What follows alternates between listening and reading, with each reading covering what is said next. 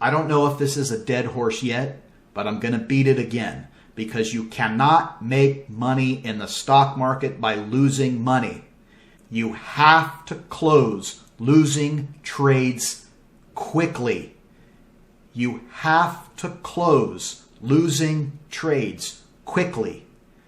When you place an order, you will always place a stop loss when that order is filled. Now, where you're going to place your stop loss is more art than science, but once you place it, it stays.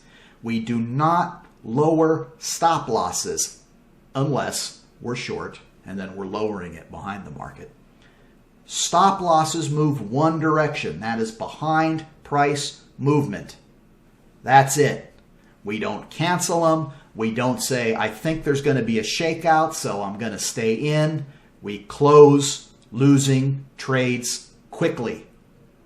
The second part of being profitable in the stock market over the long term and trading as a business is when you have a winner, you let it win.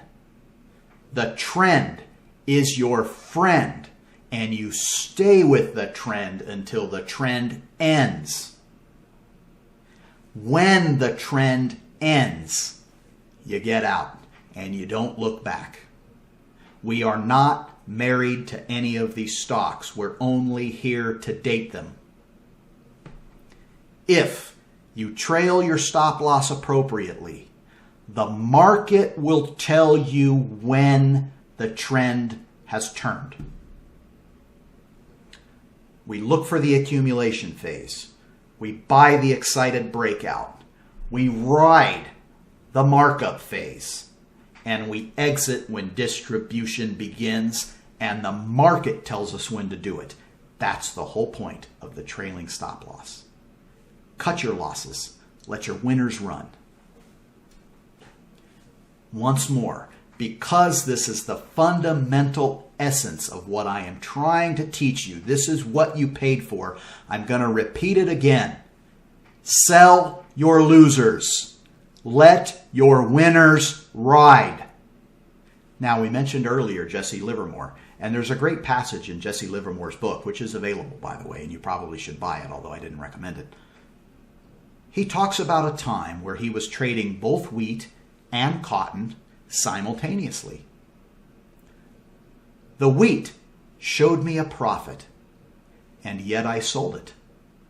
The cotton showed me a loss, and yet I kept it. Now that's Jesse Livermore admitting about a mistake that he made that cost him millions.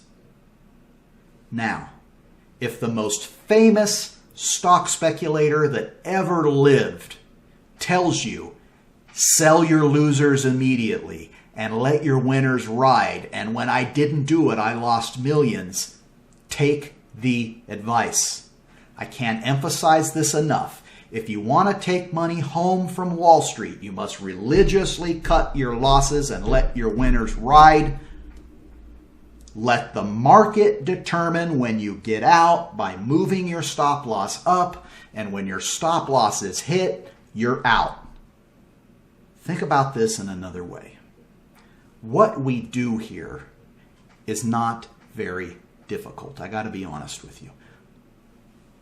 I have a lot of positions at any one time. I think right now I have more than 80 stock positions. Now, that sounds like a lot. This guy thinks he's running a mutual fund. Guess what? It's not hard work. I can go through all 80 of my positions in less than about 20 minutes. Why is it so easy for me? Well, I'm going to tell you why. Because I let the market make the decisions for me. What I look for are those keys that I told you before. I'm looking for rising on balance volume. I'm looking for a period of accumulation. I'm looking for a spike in volume. I'm looking for a smiling chart. I'm looking for a base. When I see those things, I just place an order. That's it. That's all the thought that goes into it. I'm going to buy $1,000 worth of that stock when it moves up. And then if the stock moves up, I'm in. And then, using the software that I have, I place a trailing stop loss behind my position. And only two things can happen at that point. Only two. And they both happen whether I pay attention to it or not. Doesn't matter. The two things are the trade is profitable and the price goes up. The stop loss moves up behind it. Wonderful. Or the trade goes against me. Price falls. I get stopped out. I lose $1,000. That's it. That's what happens. And you don't have to do anything. Once you have it set up, your broker more or less does the work for you depending on the technology that you have. Now, if your technology does not allow you to set automatic trailing stop losses based on the monthly low, it's not the end of the world. Then what happens is once or twice a week or every morning if you want to, you're going to get in, you're going to look at your positions, and if the 21-day low has moved up, you're just going to move your order up. Okay, so it's going to take you a little bit longer, but not much. Let's face it, you're probably not going to have 80 positions in your account like I do.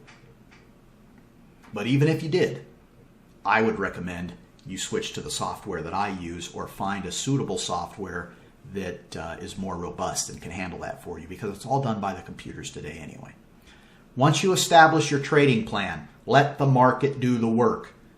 Place your buy order. When it's filled, place your stop loss order, then leave it alone. Like Ronco says, we set it and we forget it. Check your positions at least weekly. Move your stop losses up as appropriate. Never, ever lower a stop loss unless you're short.